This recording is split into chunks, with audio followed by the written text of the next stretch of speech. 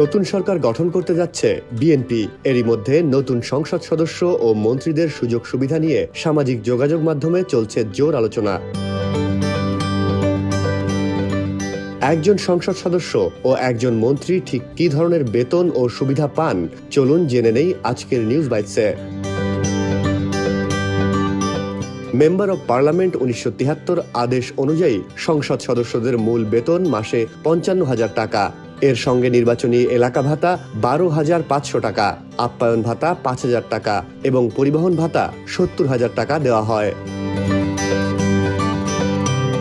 এছাড়া একজন সংসদ সদস্যকে তার অফিস পরিচালনার জন্য মাসে 15,000 টাকা প্রদান করা হয়। সংসদ সদস্যরা শুল্ক ও করমুক্ত একটি গাড়ি আমদানির সুবিধাও পেয়ে থাকেন। ভ্রমণের ক্ষেত্রে রেল, বিমান ও সড়ক পথে আলাদা ভাতা রয়েছে।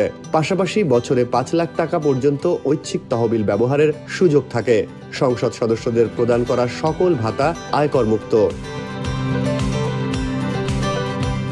অন্যদিকে 2016 সালের আইন অনুযায়ী একজন মন্ত্রীর মাসিক বেতন 1,05,000 টাকা, প্রতিমন্ত্রীর বেতন 92,000 টাকা।